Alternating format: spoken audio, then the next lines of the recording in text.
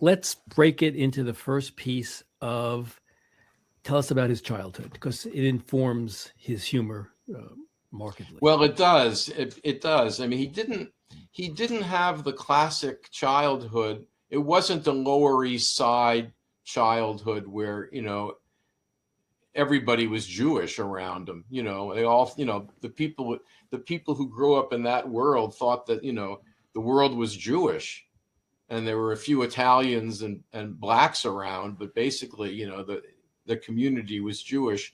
Sid grew up in Yonkers, which was a working class town, a polyglot working class town. So he was exposed to all kinds of different elements there. His parents had a restaurant. Restaurant is a polite term. I mean, it was really sort of a one-arm joint. People would call it a beanery, a working class kind of, what's the term? A greasy spoon, really, where workmen would come in and it was a cafeteria kind of thing.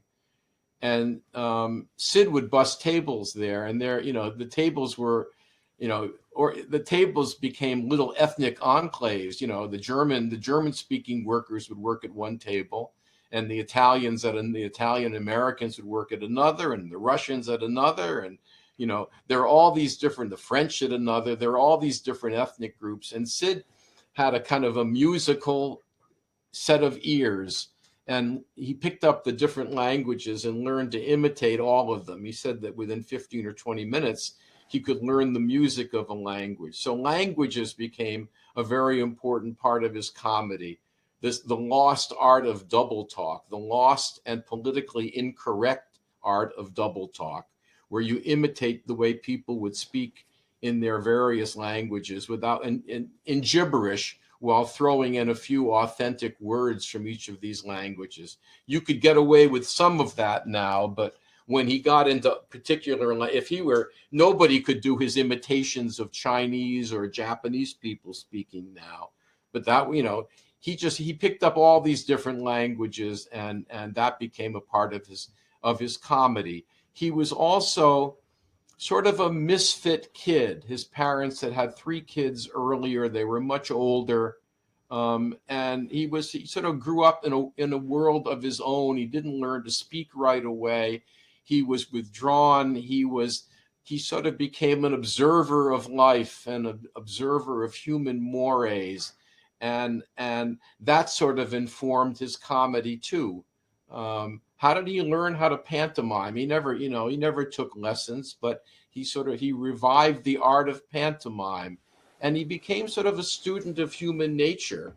I mean, in a way, the comedy about nothing, Seinfeldian comedy, a comedy about nothing, Caesar was doing 60 years earlier.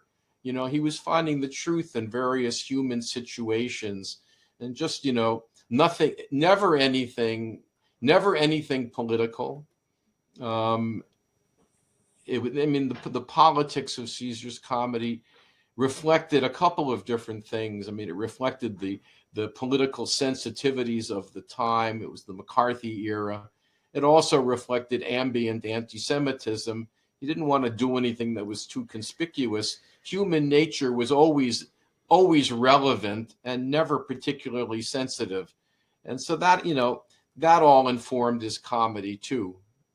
One more element from his childhood that informed his comedy was his music. A boarder who lived upstairs, the Caesars rented rooms upstairs of their place, and one boarder who couldn't pay, a deadbeat boarder, left a saxophone behind, and that saxophone ended up with Sid, and Sid learned how to play, and he was really a brilliant, very talented musician. And he was a musician before he was a comedian.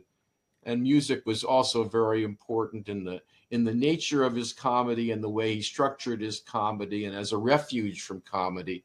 And there are a lot of sketches that involve music as well. There are lots of extraordinary Caesar sketches, and you can watch them. They've migrated to YouTube.